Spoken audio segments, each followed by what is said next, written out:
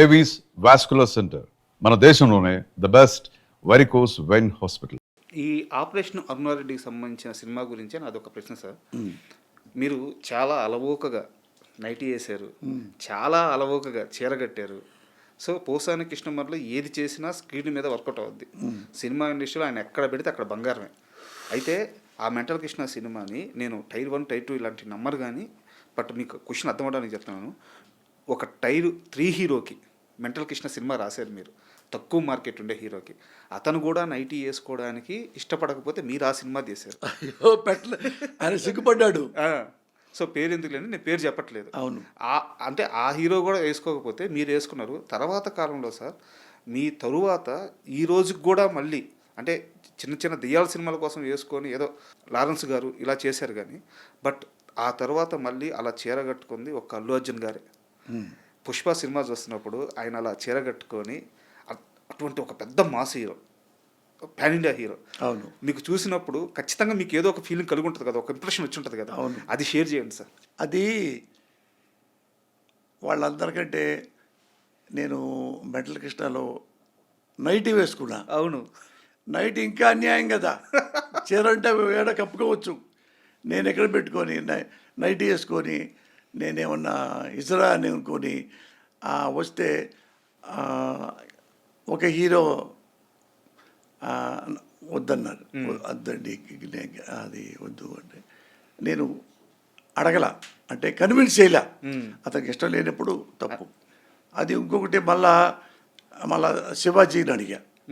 Shivaji line చెప్పిన తర్వాత బాగుందన్న, కథ చాలా బాగుంది, హిట్ అవుద్ది, ఇది గ్యారంటీ మనం చేద్దాం అంటే అతనికి ఏంటంటే నైటీ నచ్చింది. అతనికి నైటీ నచ్చింది.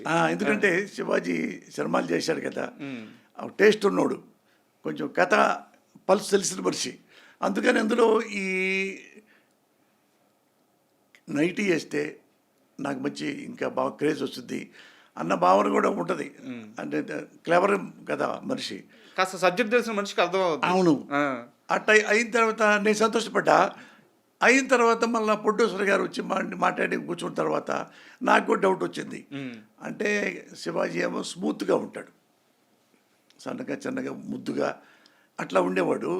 మళ్ళీ ఇతను ఇది వేస్తే, గౌన్ వేస్తే, నైటీ వేస్తే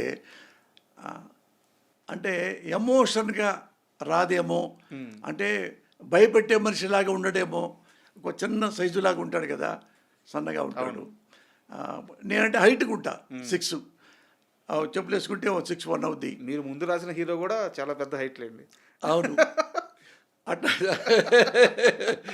అలాగా అది చేద్దాం అనుకుంటే ఈ నైటీ క్యారెక్టర్కి సూట్ అవ్వాల. ఇది శివాజీ. నాకు ప్రొడ్యూసర్గా అనుకున్నాం, కొద్దిగా శివాజీ స్మూత్గా ఉంటాడు, ఇది నైట్ అయితే బాగోదేమో అతనికి అనుకొని, అంటే అయితే మీరే చేయండి అన్నాడు ప్రొడ్యూసర్.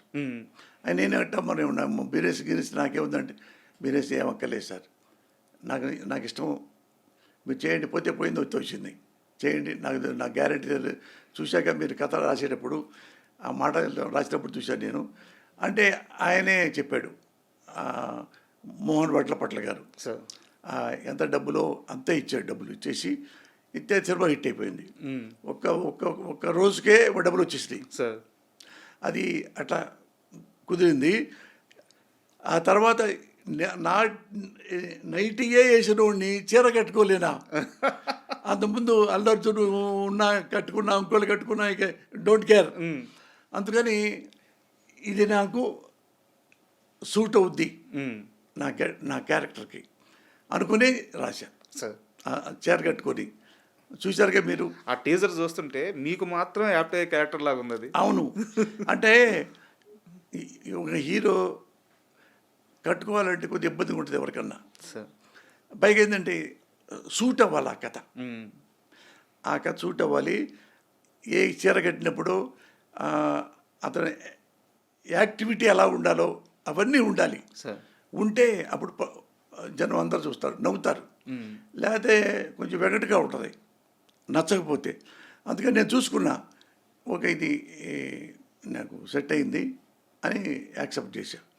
ఇప్పుడు ఇది ఎందులో వచ్చింది. అంటే ఇలాంటి ధైర్యం కానీ ఇలాంటి సాహసం కానీ చేయాలంటే ఓన్లీ పోసాని కృష్ణమురళి అది మీ బెంచ్ మార్క్, మీ మీ ముద్ర, అది ఇంకెవరు ఎవరి వల్ల కాదు అది.